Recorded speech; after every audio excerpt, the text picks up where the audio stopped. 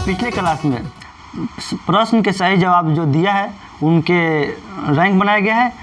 देखिए रैंक क्या है। तो रैंक जो 1 है वो है प्रिय श्रीवास्तव, रैंक 2 विकेश कुमार, रैंक 3 जो है विजय कुमार है। इसके अलावा भी कुछ ऐसे फ्रेंड्स हैं जिन्होंने बहुत मेहनत किया है, वो उनका नाम बोल देते हैं। चंदन, कुंदन, अभिषेक और ब्यूटी। आप लोग मेहनत कीजिए, और भी हैं, सब कोई मेहनत कीजिए और रैंक 1 में आने की कोशिश कीजिए। चलिए आज दोस्तों, आज जिस चैप्टर का हम लोग क्वेश्चन को कंप्लीट करने वाले हैं उसका नाम है प्रगीत और समाज, जिनका लेखक नामवर सिंह जी हैं। हाँ दोस्तों, नामवर सिंह जी हैं, जिनका जन्म 28 जुलाई 1927 ईस्वी को हुआ था। गांव का नाम जीयनपुर, वाराणसी, उत्तर प्रदेश में पड़ता है। ठीक है। और उनके माता पिता का नाम ध्यान से सुनिए, वागेश्वरी देवी एवं नागर सिंह, जो एक शिक्षक भी रह चुके थे। ठीक है। तो उनके विशेष जो क्वालिटी है, गुण है, यही है। और आज हम लोग इस चैप्टर के वस्तुनिष्ठ प्रश्न को एकदम कंप्लीट धमाके के साथ करेंगे। चलिए तो शुरू करते हैं। हाँ तो चलिए, आज जिस चैप्टर का हम लोग कंप्लीट करने वाले हैं उसका नाम है प्रगीत और समाज, और उसका पहला क्वेश्चन करते हैं हम लोग। सुनिए ध्यान से और फटाफट जवाब देने की कोशिश कीजिएगा। ठीक है। और ज़्यादा से ज़्यादा सही बताने की कोशिश कीजिएगा। चलिए प्रश्न संख्या 1, नामवर सिंह की कौन सी रचना है? नामवर सिंह की कौन सी रचना है? और सुनिए, इस प्रश्न का ऑप्शन आपके सामने रहा। Option A Ardhanarishvar, option B O Sadanira, option C Pragit aur Samaj, option D Tirich. फटाफट बताने की कोशिश कीजिए। तो प्रगीत और समाज यानी ऑप्शन सी है। नामवर सिंह की कौन सी रचना है? तो प्रगीत और समाज। चलिए प्रश्न संख्या 2 को हम लोग देखते हैं। नामवर सिंह के गुरु कौन थे? सुनिए ध्यान से, कंसंट्रेट होकर। ऑप्शन सुनिए, ए Ramchandra Shukla, option B Hazari Prasad Dwivedi, option सी महावीर प्रसाद द्विवेदी, ऑप्शन डी इनमें से कोई नहीं। तो हजारी प्रसाद द्विवेदी जी का जो द्विवेदी जी हैं वही नामवर सिंह के गुरु थे, याद रखिएगा। यानी इसका आंसर ऑप्शन बी है। चलिए प्रश्न संख्या 3 को देखते हैं। ठीक है। नामवर सिंह ने बीए तथा एमए की शिक्षा कहाँ से प्राप्त की? चलिए ऑप्शन सुनिए। Option A JNU, option B DU, option C BHU, option D इनमें से कोई नहीं।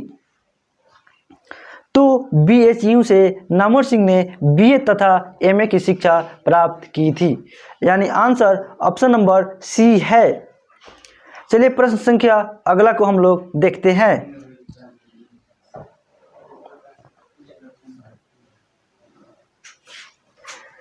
प्रश्न संख्या 4, प्रगीत कैसा काव्य है?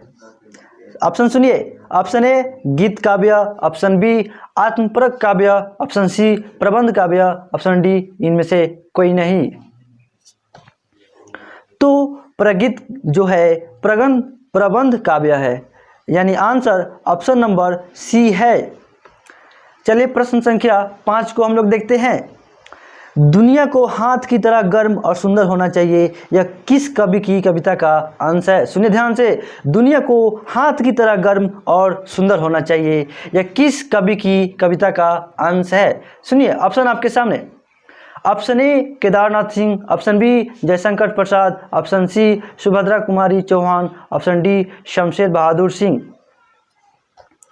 तो ये जो है दुनिया को हाथ की तरह गर्म और सुंदर होना चाहिए, ये केदारनाथ सिंह जी का कविता का अंश है, यानी आंसर ऑप्शन नंबर ए है। चलिए प्रश्न संख्या 6 को हम लोग देखते हैं।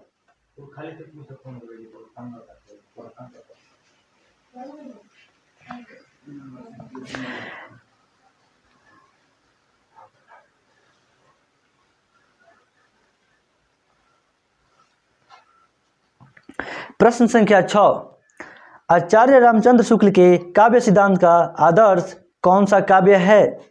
ऑप्शन ए गीति काव्य, ऑप्शन बी मुक्तक काव्य, ऑप्शन सी प्रबंध काव्य, ऑप्शन डी इनमें से कोई नहीं।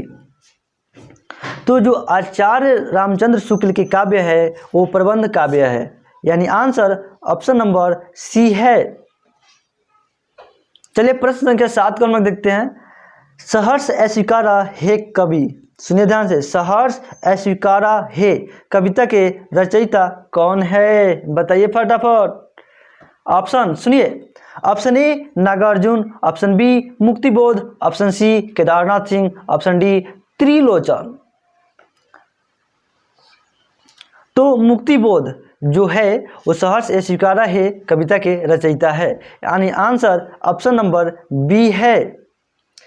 चलिए प्रश्न संख्या अगला 8 को हम लोग देखते हैं। सच्ची अर्थों में प्रगीतात्मकता का आधार क्या है? सुनिए ध्यान से, सच्चे अर्थों में प्रगीतात्मकता का अर्थ क्या है? ऑप्शन ए समाज से अलग व्यक्ति, ऑप्शन बी समाज के साथ व्यक्ति, ऑप्शन सी समाज के विरुद्ध व्यक्ति, ऑप्शन डी इनमें से कोई नहीं। तो समाज के विरुद्ध व्यक्ति सच्चे अर्थों में कहा जाए तो प्रगीतात्मकता का आधार जो बेस होता है वो समाज के विरुद्ध व्यक्ति, यानी आंसर ऑप्शन नंबर सी है। चलिए प्रश्न संख्या 9 को हम लोग देखते हैं।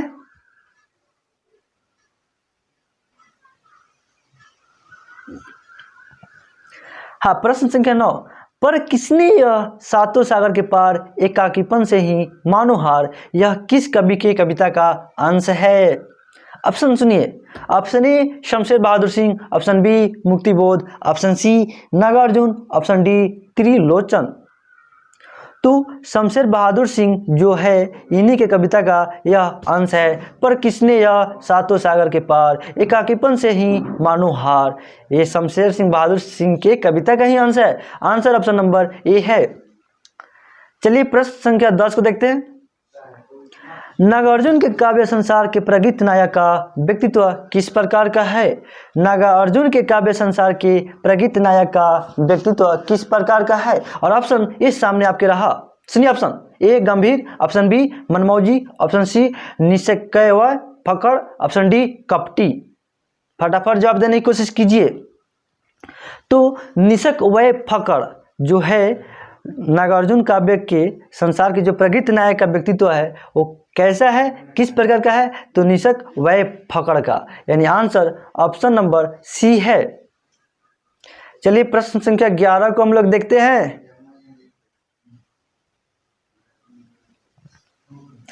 प्रश्न संख्या 11, नामवर सिंह को कविता के नए प्रतिमान पर साहित्य अकादमी पुरस्कार कब मिला? ऑप्शन ए 1970 ईस्वी में, ऑप्शन बी 1971 ईस्वी में, ऑप्शन सी 1972 ईस्वी में, ऑप्शन डी 1973 ईस्वी में। तो उनको 1971 ईस्वी में साहित्य अकादमी पुरस्कार से सम्मानित किया गया था। आंसर ऑप्शन नंबर बी है। चलिए प्रश्न संख्या 12 को हम लोग देखते हैं। तन गई रीढ़ किसकी कविता है? सुनिए ध्यान से, तन गई रीढ़ किसकी कविता है? और ऑप्शन आपके सामने ए रहा, सुनिए, A Muktibodh, option B Trilochan, option C Nagarjun, option D Nirala. तो नागार्जुन कविता जो है उसी का ए है तन गई रीढ़, आंसर ऑप्शन नंबर सी है। चलिए प्रश्न संख्या 13 को हम लोग देखते हैं। नामवर सिंह 1970 में किस विश्वविद्यालय में हिंदी विभाग के अध्यक्ष पद पर प्रोफेसर के रूप में नियुक्त हुए? सुनिए ध्यान से, ऑप्शन ए बनारस हिंदू विश्वविद्यालय, ऑप्शन बी इलाहाबाद विश्वविद्यालय, ऑप्शन सी दिल्ली विश्वविद्यालय, ऑप्शन डी जोधपुर विश्वविद्यालय। तो जोधपुर विश्वविद्यालय में नामवर सिंह 1970 में हिंदी विभाग के अध्यक्ष पद पर प्रोफेसर के रूप में नियुक्ति हुए थे, यानी आंसर ऑप्शन नंबर डी है। चलिए प्रश्न संख्या 14 को हम लोग देखते हैं। दूसरी परंपरा की खोज किसकी रचना है? और ऑप्शन रहा आपके सामने, option A Dinkar ji, option B Namvar Singh का, ऑप्शन सी उदय प्रकाश का, ऑप्शन डी बालकृष्ण भट्ट का। तो दूसरी परंपरा की खोज नामवर सिंह जी का है, आंसर ऑप्शन नंबर बी है। सुनिए ध्यान से और बताने की कोशिश कीजिए। अगला प्रश्न देखने से पहले कुछ समय के लिए हम लोग ब्रेक लेते हैं और फिर मिलते हैं। ले खबर सुनो। माँ और 2 बच्चों की हत्या कर पापा लॉकडाउन तोड़ के भागा। लेकिन भागा काहे फिर? जैसे दोनों बच्चों को मारा, मम्मी को भी मारा है।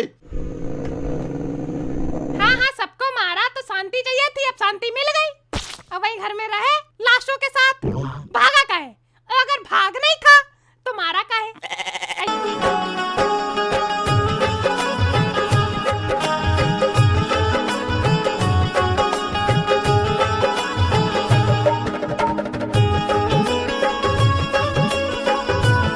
चलिए छोटे से ब्रेक के बाद अगला प्रश्न हम लोग करते हैं। और प्रश्न संख्या 15, निम्नलिखित में कौन प्रलय की छाया के कवि है? सुनिए ध्यान से। Option A Nirala, option B Pant, option C Jaishankar Prasad, option D Ram Kumar Verma. तो जयशंकर प्रसाद जो थे वो प्रलय की छाया के कवि है, यानी आंसर ऑप्शन नंबर सी है। प्रश्न संख्या 16 को हम लोग देखते हैं। तुलसीदास के रचयिता कौन है? चलिए बताइए फटाफट प्रश्न। चलिए ऑप्शन आपके सामने। ए Tulsidas, B Maithili Sharan Gupt, option C Sumitra नंदन पंत, ऑप्शन डी सूर्यकांत त्रिपाठी निराला। तो सूर्यकांत त्रिपाठी निराला जो है वो तुलसीदास के रचयिता है, यानी आंसर ऑप्शन डी है। चलिए प्रश्न संख्या 17 को हम लोग देखते हैं।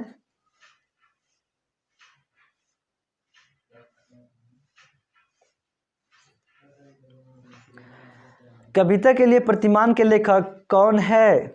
और ऑप्शन ए रहा आपके सामने। A Laxmikant Verma, option B Sarveshwar Dayal Saxena, option C Shivdan Singh Chauhan, option D Namvar Singh. तो नामवर सिंह जो है कविता के लिए प्रतिमान के लेखक है, जो प्रतिमान कविता है उसके लेखक कौन है? Namvar Singh. Answer option D है। प्रश्न संख्या 18 को हम लोग देखते हैं। बाज की दाढ़ में आदमी का खून लग चुका है। सुनिए ध्यान से, बाज की दाढ़ में आदमी का खून लग चुका है, यह किस कविता की पंक्ति है? ऑप्शन आपके सामने रहा। ए हिमालय, ऑप्शन बी गरम हथेली, ऑप्शन सी आह तुम्हारा सौंदर्य, ऑप्शन डी तय तो यही था। चलिए बताइए। तो तय तो यही था जो कविता है उसी कविता का यह अंश है, बाज की दाढ़ में आदमी का खून लग चुका है, इसलिए आंसर ऑप्शन डी है। चलिए प्रश्न संख्या 19 को हम लोग देखते हैं। मैं तुम लोगों से दूर हूँ किसकी कविता है? सुनिए ध्यान से, मैं तुम लोगों से दूर हूँ किसकी कविता है? Option A Muktibodh, option B Hazari Prasad Dwivedi, option C Pant, option D आज्ञा। तो मुक्तिबोध, मैं तुम लोगों से दूर हूँ, ये किस कविता की है? मुक्तिबोध, यानी जो आंसर है ऑप्शन ए मुक्तिबोध। चलिए प्रश्न संख्या अगला देखते हैं हम लोग।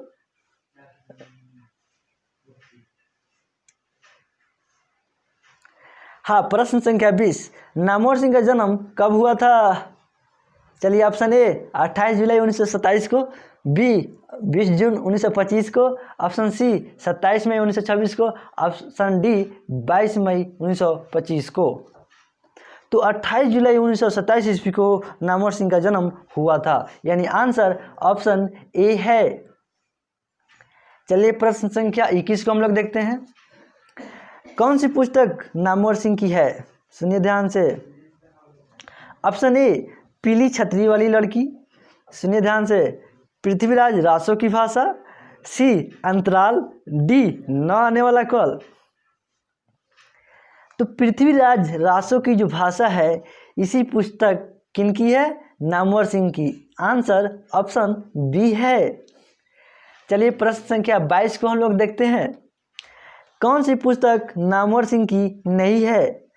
ठीक है, चलिए ऑप्शन सुनिए ध्यान से। ऑप्शन ए बकलम खुद, ऑप्शन बी इतिहास और आलोचना, option C Tirich, option D दूसरी परंपरा की खोज। तो जो तिरिच है ये पुस्तक नामवर सिंह की नहीं है, यानी आंसर ऑप्शन सी है। चलिए अगला प्रश्न संख्या की ओर हम बढ़ते हैं।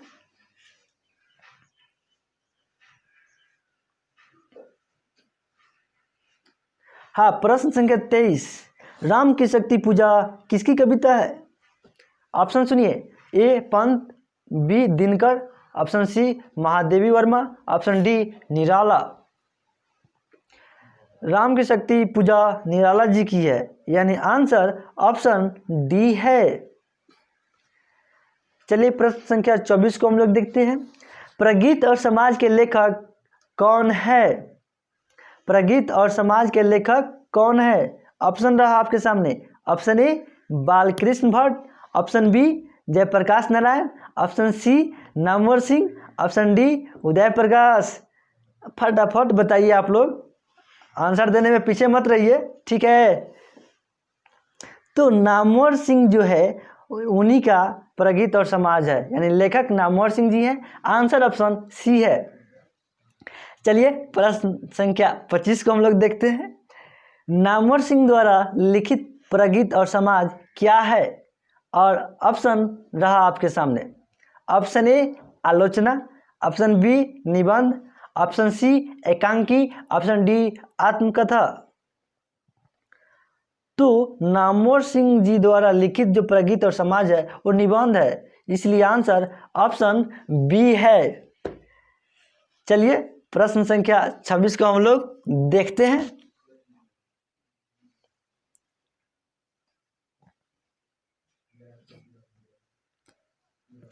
हाँ, प्रश्न संख्या 26, नामवर सिंह को किस कृति पर साहित्य अकादमी पुरस्कार प्राप्त हुआ था? ऑप्शन सुनिए।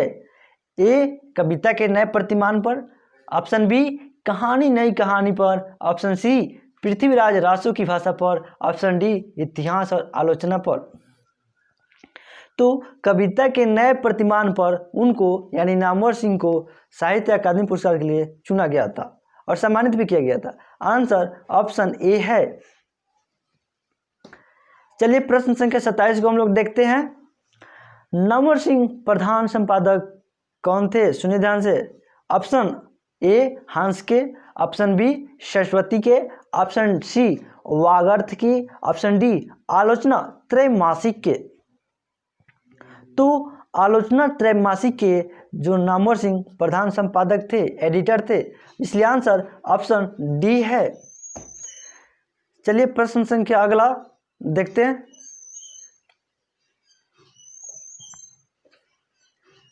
हाँ, प्रश्न संख्या 28, कामायनी के कवि कौन है? सुनिए ध्यान से, कामायनी के कवि कौन है? Option A Pant, option B Prasad, option C Mahadevi Verma, option D Nirala. तो प्रसाद जी हैं, यानी जो कामायनी है इसके कवि प्रसाद जी हैं। आंसर ऑप्शन बी है। चलिए प्रश्न संख्या 29 को हम लोग देखते हैं, जो कि इस चैप्टर का आखिरी प्रश्न है। लिरिक का पर्याय क्या है? सुनिए ध्यान से, लिरिक का पर्याय क्या है?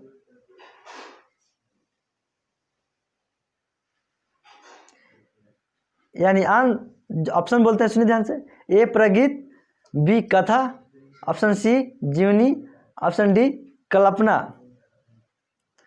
तो लिरिक का पर्याय प्रगीत है, इसलिए आंसर ऑप्शन ए है। क्या है? ए है। चलिए इस चैप्टर का जो भी वस्तुनिष्ठ प्रश्न हुआ कंप्लीट कर लिए। फिर हम लोग मिलते हैं अगला क्लास में।